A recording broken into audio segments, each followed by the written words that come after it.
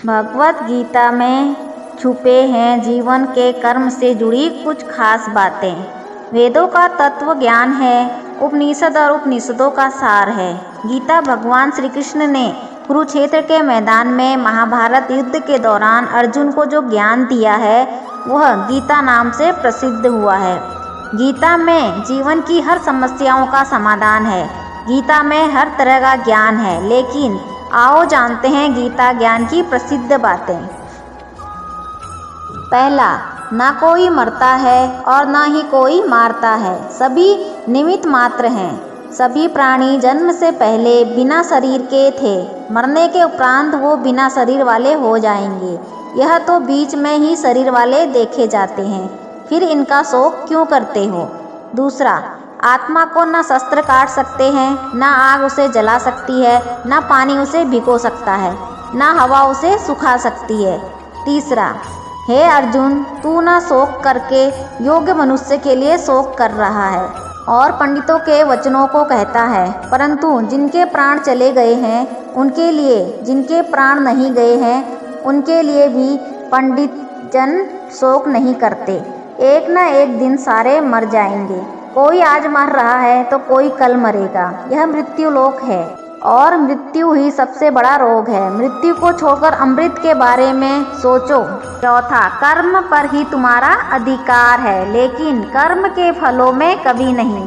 इसलिए कर्म को फल के लिए मत करो और न ही काम करने में तुम्हारी आसक्ति हो। जिसका मन अपने वश में है, जो जितेंद्रिय एवं विशुद्ध अंतकरण वाला है और संपूर्ण प्राणियों का आत्मरूप परमात्मा ही जिसकी आत्मा है, ऐसा कर्मयोगी कर्म करता हुआ भी लिप्त नहीं होता। कर्मों में कुशलता को ही योग कहा जाता है।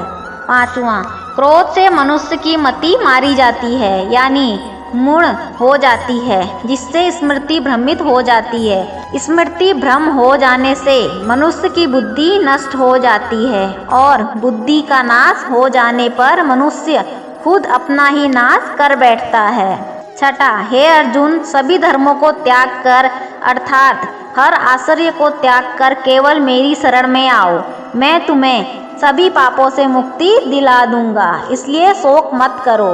माया द्वारा जिनका ज्ञान हरा जा चुका है, ऐसे आसुर स्वभाव को धारण किए हुए मनुष्यों में नीच दूषित कर्म करने वाले मूढ़ लोग मुझे नहीं भजते, परंतु उन अल्प बुद्धि वालों का वह फल नाशवान है तथा ये देवताओं को पूजने वाले देवताओं को प्राप्त होते हैं और मेरे भक्त चाहे जैसे भी भजे अंत में वो मुझको ही प्राप्त करते हैं।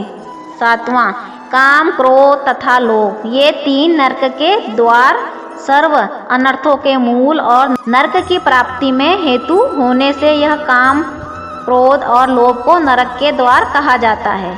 आत्मा का नाश करने वाले अर्थात उसको अधोगति में ले जाने वाले हैं, अतः इन तीनों को त्याग देना चाहिए।